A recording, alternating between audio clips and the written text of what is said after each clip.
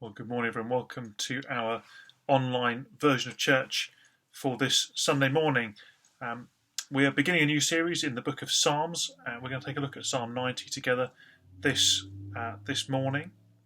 Before we do that, let me just say something about the online versions of services going forward. Obviously, as we approach the summer, it's going to be quite hard for us to maintain producing the online service as we have been doing for the last year or so.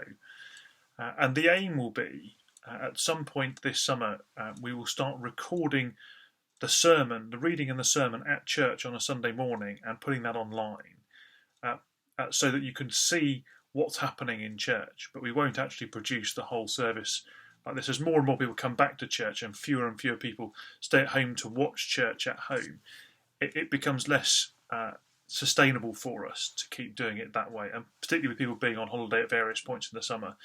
That seems to us to be a way of continuing to look after those who are not able to be back at church yet, whilst trying to put our focus back on Sunday mornings at church. We trust that will continue to bless you if you're not able to be back at church yet, but hopefully it will encourage us all to be back together as restrictions are eased and as we are able to return to normal church life. As I said, we're in Psalm 90, the beginning of book 4 of the Psalms. It's 5 books of the Psalms, and we're in the first of the Psalms in book 4, looking forward to the goodness of God. And our theme verse this morning is from our reading later, where our psalmist writes, "Satisfy us in the morning with your unfailing love, that we may sing for joy and be glad all our days." Because we want to be singing, don't we? And next week we're allowed to sing in church, and we will do. In some fashion or other.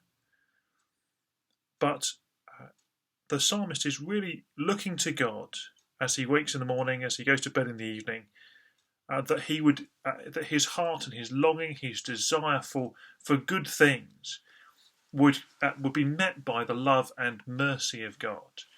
And he is a gracious and compassionate God, so that prayer is going to be answered, isn't it? And that leads us into song, which is where we're going to be in just a moment. But first, let's begin with our call to worship. The earth is the Lord's, for he made it. Come, let us adore him. Worship the Lord in the beauty of holiness. Come, let us adore him. The mercy of the Lord is everlasting. Come, let us adore him. Lord, open our lips, and our mouths shall proclaim your praise. Well, let's proclaim the praise of the Lord with "May the peoples praise you."